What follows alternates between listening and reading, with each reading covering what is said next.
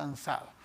Acá en la cabina recibimos y damos la más cordial bienvenida al abogado Antonio Maldonado, especialista en derechos humanos y en derecho humanitario internacional y en lucha contra la corrupción, que él ejerce sobre todo desde América Central, donde reside, y que ha sido ex procurador en su momento ya hace más de 20 años. Señor Maldonado, gracias por estar acá. Muy buenas noches. Muy buenas noches, don Fernando, a sus órdenes. ¿Cómo explica usted a sus interlocutores extranjeros la crisis que está viviendo el Perú?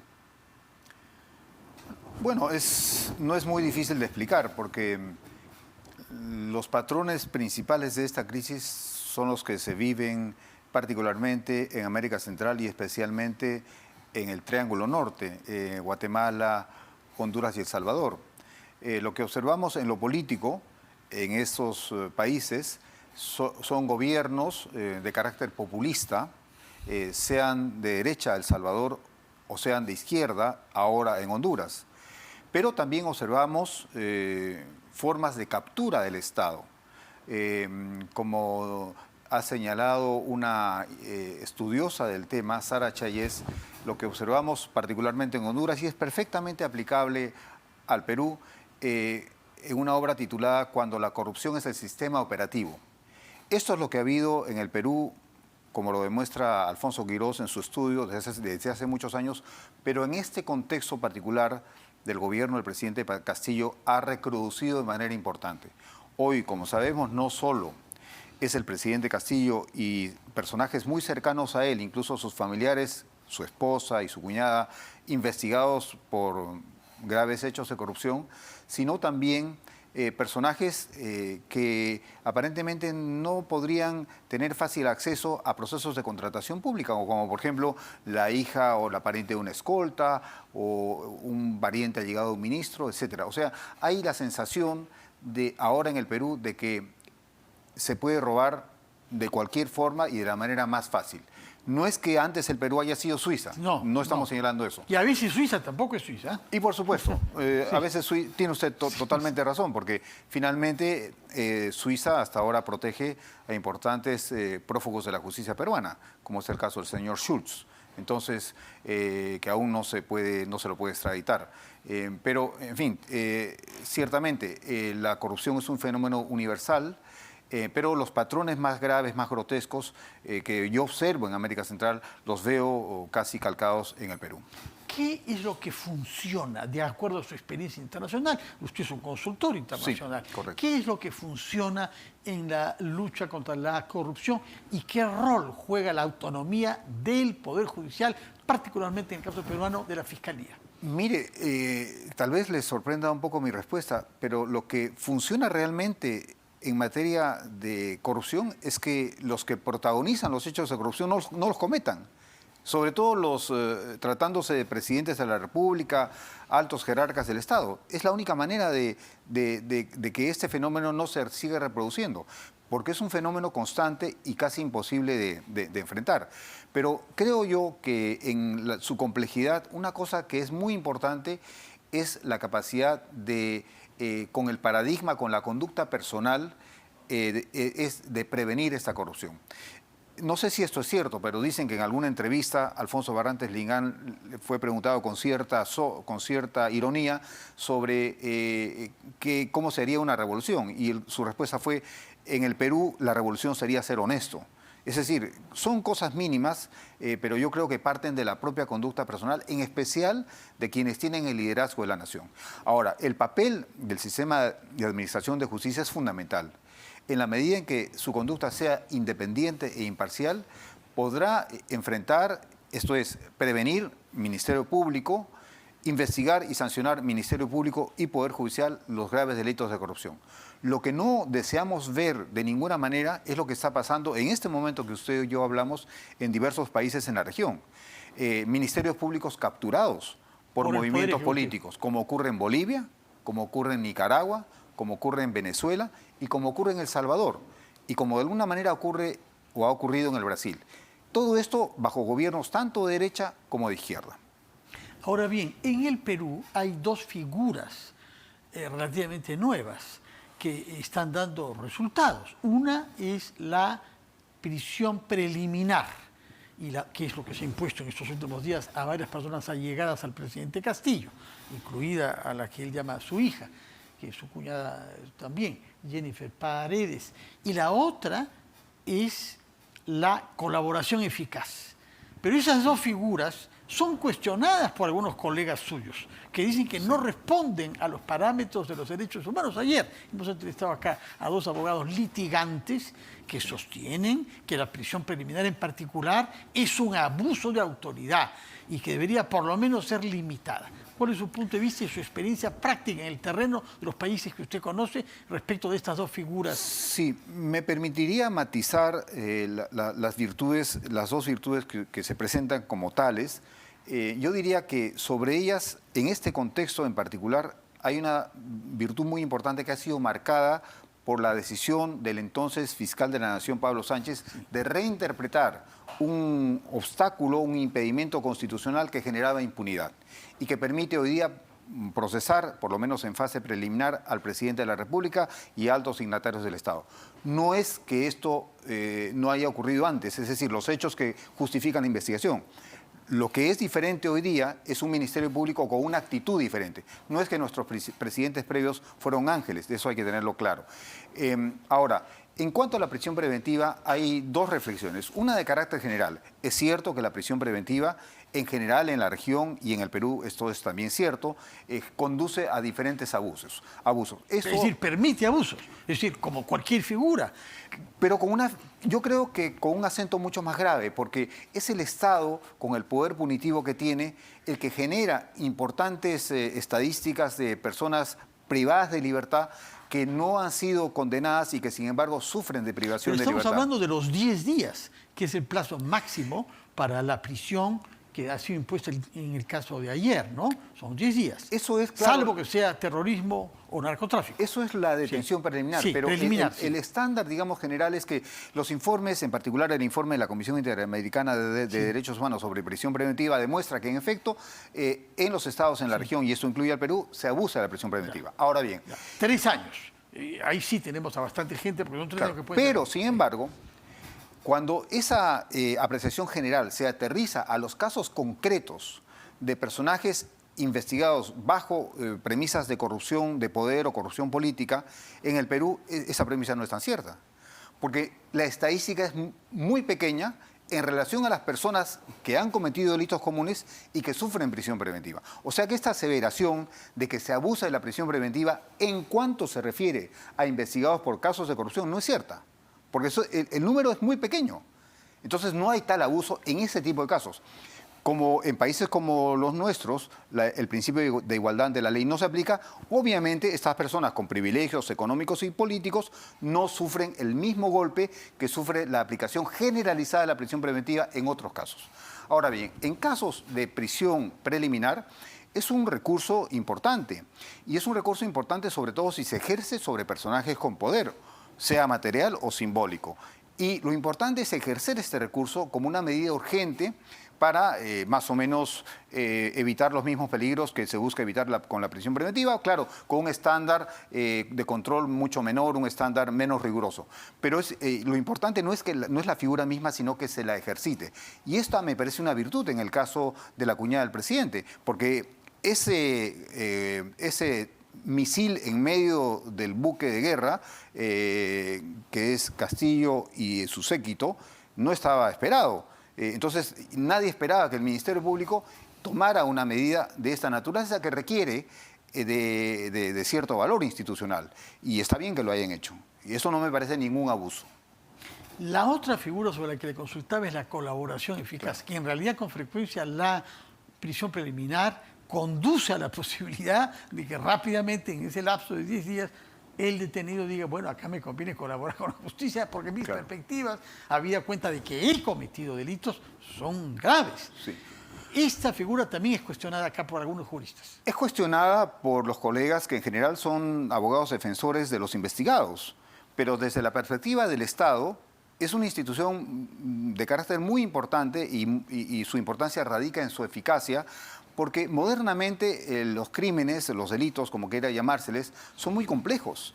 Y esto resuelve un problema que el derecho procesal penal y el antiguo derecho de procedimiento criminal se planteó, que es el tema de las pruebas, de los medios probatorios, de los indicios. Sí. Y en el antiguo procedimiento criminal, salvo que la persona confesara, era muy difícil probar, o sus cómplices, era muy difícil probar un hecho delictivo. Dinero en efectivo, paraísos fiscales, Exactamente. testaferros, ¿no? Si analizamos el esquema del caso Lavallato, es un esquema diseñado con una sofisticación excelsa, de gran nivel, precisamente para evitar que los delitos fueran descubiertos e investigados y garantizar la impunidad. Yo me imagino el diálogo entre los que dieron los sobornos de Lavallato, los jerarcas de Odebrecht, a los presidentes de la República, por ejemplo, diciéndoles, mira, ni te preocupes, esto jamás va a ser investigado. Y esto efectivamente estuvo ocurriendo así en el Perú. Recuerda usted el dictamen minoritario del congresista Pari, al cual nadie le hizo caso, ni el Congreso, ni el Ministerio Público entonces. ¿Cuándo se empieza a investigar en el Perú? Cuando un 22 de diciembre del año 2016 se produce un plea agreement entre una Corte de Justicia de Nueva York y la empresa Odebrecht. Ahí de pronto descubrimos que había este tipo de crímenes. Hace casi 6 años. Exactamente. Entonces ese es el punto, que para investigar este tipo de crímenes complejos, el mecanismo de la colaboración eficaz, que no fue inventado en el Perú, que nace como un mecanismo para la investigación de organizaciones criminales complejas y de crímenes complejos, que nace en Italia, en España, etcétera, y que se incorpora en Brasil y en el Perú, es el mecanismo eficaz y legítimo, reitero, que permite la investigación de este tipo de casos complejos. Sencillamente porque, como señalaba en un famoso poema este poeta español Antonio Machado, señalaba que en un delito participan diferentes personas. Decía, los malos unten el arco y los buenos tiendan la flecha. Es decir, no solo participa una persona. Y ese es el gran tema de cómo juntar los indicios y hacerlos coherentes, y esto no se logra, por supuesto, ya no se puede torturar como se hacía en el antiguo derecho inquisitorial, sí, pero sí con un mecanismo a través del cual se negocia algunos beneficios, sean procesales o penitenciarios, a cambio de información. Información que conduce al logro de un importante objetivo, que es encontrar la verdad. Que así como un historiador trata de buscar la verdad, un procesalista, un ministerio público, un juez, por supuesto, el ministerio público busca la verdad como medio de obtener una sentencia condenatoria, y el juez solo puede llegar a una convicción plena si hay una verdad que consta de manera pues legítima, es decir, legítima, democrática, articulada, sistemática, etcétera, ¿no? Ahora, usted ha mencionado el caso Lavallato. Antes de volver a los casos judiciales pendientes en el Perú y urgentes ahora, quisiera que nos diga rápidamente, puesto que es un caso que se ha llevado a cabo en varios países de América Latina, incluido también Estados Unidos, ¿en cuáles países se ha avanzado con paso firme y se ha ido lejos en los juicios y en las sanciones? ¿Cómo califica la evolución en el Perú? No, si es que lo comparamos con otros países donde también ha habido corrupción por parte de las empresas brasileñas. Fueron 12 países en los que la corrupción de Odebrecht impactó, 2 de ellos en África, pero con información objetiva se puede señalar hoy día, sin lugar a dudas, que pese a las imperfecciones, los errores, etcétera, etcétera, y las debilidades institucionales, en el Perú es donde más se ha avanzado. ¿Más que Brasil? Bueno, Perú y Brasil. Ya. Perú y Brasil, por supuesto, tiene usted razón en acotar Brasil, pero si, por ejemplo, observamos la estadística de solicitudes de información por vía de mecanismos de asistencia internacional formulados por varios países impactados directa o indirectamente por el caso Lavallato, es el Perú el que supera a Suiza y Argentina en el número de solicitudes de información y cooperación internacional hechas a la justicia brasileña. ¿Y esas solicitudes están permitiendo avanzar eficazmente a la justicia peruana o se ha empantanado? Dicen que por el COVID, esto y lo otro, los problemas internos que han habido en el sistema judicial brasileño. Sí. Y lo real es que muchas condenas no han habido. Bueno, volvemos al tema de la dificultad de hacer estas investigaciones por la sencilla razón que estamos hablando de personajes que son protagonistas con poder político o económico. Yo en particular me sorprendo que al señor Lula da Silva, la Corte Suprema de Brasil lo liberara de una condena. Yo, en lo personal, considero que Lula da Silva sí tiene una responsabilidad penal y política muy grande. En Panamá, por ejemplo, se solía decir, La Prensa, que es un diario, serio, y donde Gorriti fue su director hace años, se solía publicar mucho acerca del caso de Odebrecht, y uno de los titulares es Lula da Silva, embajador de Odebrecht, porque había información que conectaba a Lula da Silva con una serie de operaciones de Odebrecht en Brasil, políticas, etcétera. Inclusive la infiltración en organismos internacionales. Él fue condenado por la compra de un departamento en la playa, ¿no? Por supuesto, pero me refiero a la red, ¿no? A la red que va más allá de Brasil, es una red internacional que involucra personajes de este nivel y que al final terminan siendo liberados. Veamos el caso incluso no vinculado a Lula, a Lavallato, pero es el caso, por ejemplo, de la vicepresidenta argentina hoy día, también personaje con poder político y con grandes posibilidades de impunidad. Entonces, ese es el tema con este tipo de casos. Por eso es importante tampoco ver esos pequeños avances como pocos o como retrocesos. Nadie en el Perú, o poca gente en el Perú, ha comentado, por ejemplo, los logros de la procuradora ad hoc para el caso Lavallato, por ejemplo, al incorporar a importantes socios de un importantísimo estudio de abogados en Lima en el proceso dentro del caso Lavallato. Y así hay... ¿Con argumentos sólidos? Con argumentos muy sólidos, ciertamente. Y esos avances que hace la Procuraduría del caso Lavallato, incorporando la posibilidad de lograr reparaciones civiles nunca antes logradas en la justicia peruana, por ejemplo, no se valoran. Y eso es parte de los logros en los casos Lavallato en el Perú. Vayamos a la situación de hoy, ¿no? Usted ha claramente concluido que estamos ante un presidente que tiene 6 investigaciones fiscales y algunas de las personas de su entorno son sea prófugos de la justicia o sea detenidos a título preliminar.